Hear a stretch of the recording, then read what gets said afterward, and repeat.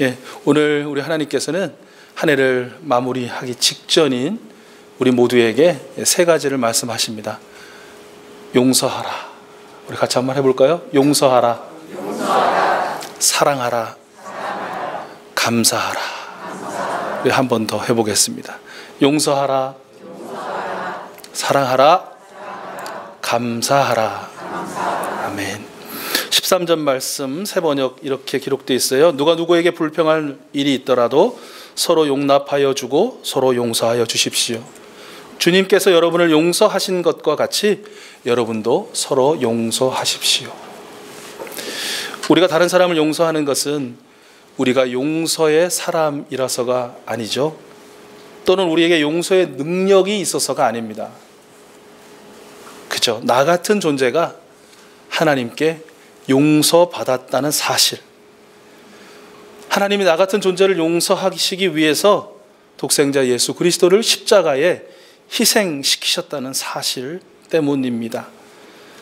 하나님의 용납은 철저하게 하나님의 원수로 산, 어쩌면 지금도 살고 있는 우리를 아들이라 불러주시고 딸이라 불러주시고 그리고 자녀 사랑하듯 그렇게 사랑해 주시는 이해할 수 없는 용납입니다. 이러한 용서와 용납을 우리는 경험했기에, 그리고 경험하고 있기에 다른 사람을 용서하는 삶을 살 수 있는 것이죠. 용서에 대해서 베드로가 예수님께 물었을 때 예수님께서 이런 비유를 말씀해 주셨습니다. 여기 1만 달란트 빚진 사람이 있다. 그런데 그 사람이 그 1만 달란트를 탕감받았다, 즉 용서받았다라고 말씀하시거든요. 달란트라는 말은 무게 단위로도 쓰이고 또 화폐 단위로도 쓰입니다. 그래서 이게 화폐 단위로 쓰였을 때는 한 달란트가 얼마만큼의 가치냐면 약 6천 데나리온이라고 말합니다. 데나리온은 여러분 많이 들으셨죠? 한 데나리온은 하루 품삯, 일당입니다. 그러니까 한 달란트는 6천일의 일당에 해당하는 것이죠. 자, 그럼 여러분 계산 한번 해보실래요? 1만 달란트는 몇 데나리온일까요? 빨리 계산하신 분. 네? 네, 예, 맞습니다. 역시 6천만 데나리온입니다. 이걸 연수로 바꾸면 약 16만 4천 년 동안 한 푼도 쓰지 않고 다 모아야 모을 수 있는 금액이라는 거죠. 사실은 이게 말이 된다고 생각하십니까?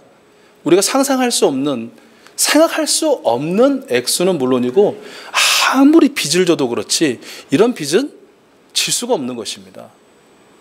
그런데 예수님께서 굳이 이런 어마어마한 액수의 빚을 탕감받았다, 용서받았다라는 이 비유의 말씀을 왜 해주셨을까요? 여러분, 이 세상 그 무엇이 16만 4천 년 동안 모아도 결코 바꿀 수 없는 가치가 있는 것이겠습니까? 딱 하나이죠. 그것은 바로 우리의 목숨값입니다. 우리의 생명값이죠. 혹시 나는 한 10억만 줘도 내 목숨과 바꾸겠다, 그냥 그 생각이죠. 막상 누군가가 내 목숨과 내 생명을 요구한다면 그것은 억만금으로도 무엇으로도 바꿀 수 없는 것이죠. 바로 예수님께서 말씀하신 탕감받고 용서받은 것은 바로 저와 여러분이 내놓아야 할 목숨값, 이 땅에서 먼지처럼 사라져버려야 할 그 존재의 가치값, 그것을 용서받고 용납받고 또 다시 부여받았다는 것입니다.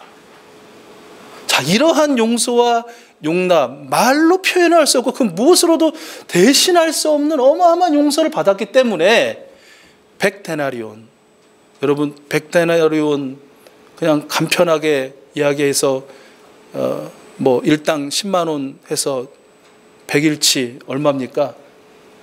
1000만 원 적은 돈입니까? 1000만 원 적은 돈 아니거든요. 그러니까 누군가가 나한테 잘못을 했는데 그게 액수로 환산하면 1000만 원어치 잘못한 거예요. 그 잘못 쉽게 용서하실 수 있겠어요? 그거 잊으실 수 있겠어요? 그냥 없이 해줄 수 있으시겠어요? 어렵죠. 그러나 100데나리온? 나는 6천만 데나리온을 탕감받았는데 비율로 따지면 0.01% 정도밖에 되지 않을, 그건 용서 못하느냐? 70번씩 7번이라도 용서하라 라는 그런 가르침을 예수님께서 베드로에게 해주셨죠. 오늘 우리에게도 말씀해 주시는 것입니다. 한 해 동안 하나님의 자녀답게 용서 못할 일, 용서 못할 사람 여러분들 잘 용서하셨고 많이 용서하셨습니다. 아주 잘하셨습니다. 우리 하나님께서 인정하시고 칭찬해 주실 것입니다. 이제 한 해를 마무리하면서 혹시나 있을 줄 모르는 이 시간 여러분 마음에 여전히 100데나리온, 1000데나리온, 아니 그 값을 따질 수 없을 만큼 나에게 잘못했다고 생각해 도저히 이해하고 용납하고 용서할 수 없다고 생각하는 일이나 사람이 있으십니까? 여러분 이제 이틀 남았는데요. 올해 마지막 해가 지기 전에 용서하시면 어떨까요?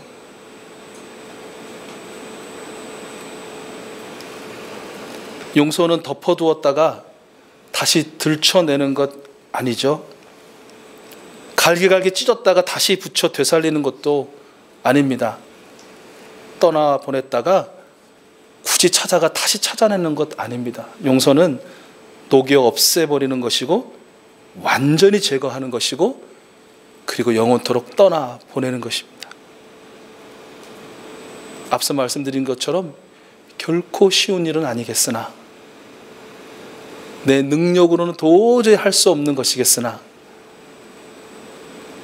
하나님이 나를 용서하심같이 예수님이 내 생명값 대신해서 당신의 목숨 내어주신 것 같이 그리고 용서의 사람으로 살 수 있도록 내게 용서의 은혜를 베풀어 주신 하나님의 능력으로 녹이고 완전히 찢고 그리고 영원토록 떠나보낼 수 있는 용서의 축복이 이 시간 우리 익수수 가족들 모두에게 임할 수 있기를 축원합니다.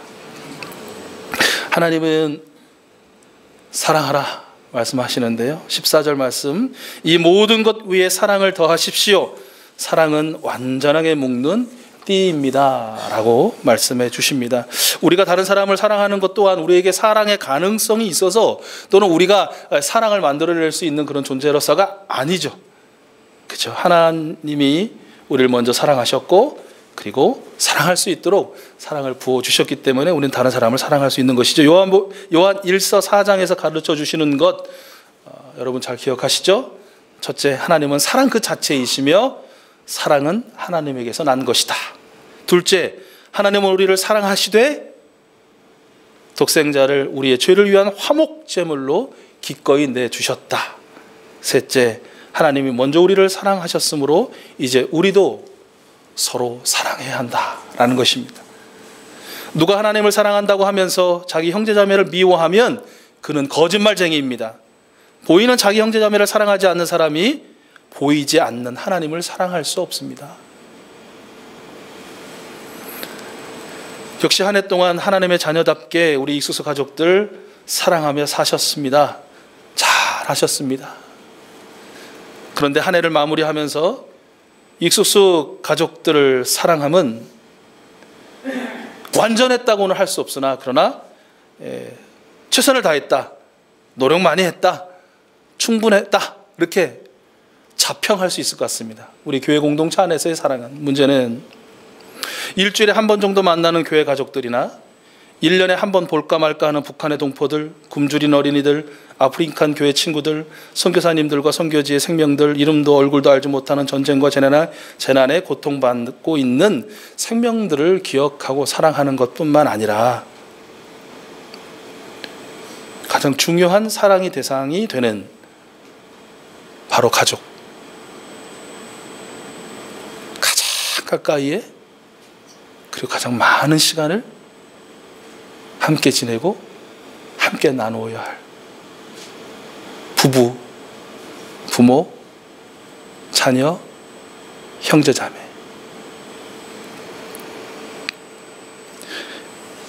올해 남은 이틀이 하나님께서 가장 가까이 그리고 오래도록 지내도록 허락해 주신 나의 가족들을 사랑하는 시간들로 채워줄 수 있기를 축복합니다. 새해에는 올해보다 조금 더 사랑하는 날들이 되도록 이틀이라는 시간이 가족을 사랑함의 불쏘시개가 되기를 소원합니다. 김용택 시인이라는 분의 그이가 당신이에요 라는 시가 있더라고요. 나의 치부를 가장 많이 알고도 나의 사람으로 남아있는 이가 나를 가장 사랑하는 사람일 거라고 생각을 했어요. 그 사람이 당신입니다. 나의 가장 부끄럽고도 죄스러운 모습을 통째로 알고 계시는 사람이 나를 가장 사랑하는 분일 터이지요. 그분이 당신입니다. 나의 99 잘못을 전부 알고도 한 점 나의 가능성을 그 잘못 위에 놓으시는 이가 나를 가장 사랑하는 이일 테지요. 그 이가 당신입니다. 나는 그런 당신의 사랑이고 싶어요. 당신의 한 점 가능성이 모든 걸 능가하리라는 것을 나는 세상 끝까지 믿을래요. 나는 당신의 하늘의 첫눈 같은 사랑입니다. 라는 시입니다. 저와 여러분이 하나님의 완전한 사랑을 받았으니 여러분이 하나님께서 허락하신 여러분의 가족의 하늘의 첫눈 같은 사랑이 되실 수 있기를 소원합니다. 여러분의 가족이 완전하게 주님의 사랑으로 단단히 묶이는 축복을 누릴 수 있기를 축원합니다. 마지막 세 번째 말씀하시는 하나님의 말씀은 감사하라입니다. 17절 말씀, 그리고 말이든 행동이든 무엇을 하든지 모든 것을 주 예수의 이름으로 하고 그분에게서 힘을 얻어서 하나님 아버지께 감사를 드리십시오. 우리가 누군가에게 그리고 하나님께 감사를 드릴 수 있다는 것은 우리 마음이 예수 그리스도의 평화로 지배를 받고 있기 때문에 그렇습니다. 무엇 때문에? 그리고 만약 무엇 한다면의 조건적 감사에서 그럼에도 불구하고의 무조건적 감사로의 변화는 우리의 마음에 달려있는 것이죠. 우리 마음 안에 가득 차 있는 예수 그리스도의 샬롬의 평화가 있어야만 가능하다는 것이죠. 여러분, 올 한 해 감사한 일을 한번 떠올려 보십시오. 라는 질문을 받으면 우리의 반응은 내가 무엇을 받았는가에 집중하게 됩니다. 받았으면 감사, 그리고 받은 만큼의 감사, 보통입니다. 그러나 예수님이 주신 마음의 평화는 하나님께 받지 않은 것이 단 한 가지도 없다. 즉 모든 것이 하나님의 은혜라는 진실을 깨닫게 하고 그로 인해 만 가지 감사를 드리게 하더라라는 것이죠. 우리는 감각을 지닌 사람들이기에 특별하게 느껴지는 받은 은혜, 소위 감사의 조건을 넘어 감사하기는 쉽지 않습니다. 모든 것에 감사하는 사람이 되어 가도록 우리 하나님의 도우심을 구할 수밖에 없는 그런 존재라는 것이죠. 바라고 소원하기는 세상이 알지도 못하고 줄 수도 없는 샬롬의 평화, 완전한 그 평안을 우리 주 예수 그리스도님께서 우리 사랑하는 이수수 가족들 그 영혼에, 그 마음에, 그 삶에 넘치도록 충만하게 채워주시기를 소원합니다. 환경과 여건과 사람과 그 모든 것이 변한다 할지라도 그 변화무쌍한, 그리고 그 시끌벅적한, 그리고 번쩍이는 불꽃과 같은 그것들이 아무리 소위 나댄다 할지라도 모든 것에 감사, 또 감사하는 우리 이수수 가족들 될 줄로 믿습니다. 그리고 여러분의 입술 가운데 이런 찬송이 흘러나오게 되기를 또 될 줄로 믿는데요. 이 찬송입니다.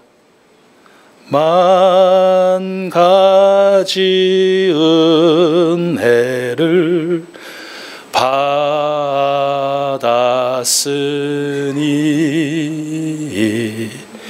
내 평생 슬프나 즐거우나 이 몸을 온전히 이 몸으로 주님께 바쳐서 주님께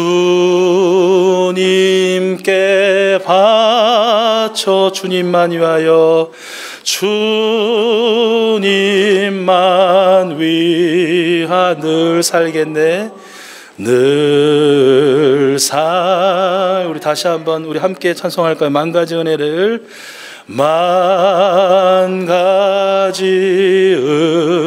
이미 받았으니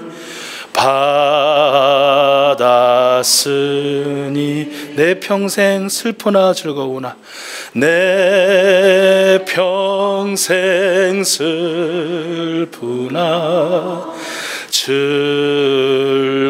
이 몸을 온전히 주님께 바쳐서 이 몸을 온전히 주님께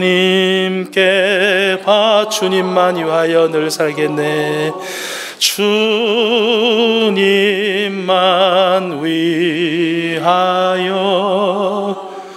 늘 주님만 위하여 늘 살겠네 주님만 위하여 늘 살겠네.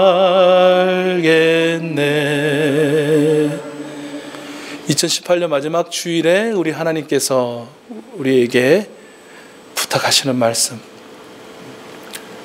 용서받은 자로 용서하고 또 사랑받은 자로 사랑하고 만 가지 축복을 받은 자로 감사하라. 오늘과 내일 여러분 충분히 용서하고 사랑하고 감사하는 행복한 날들이 될 수 있기를 축원합니다.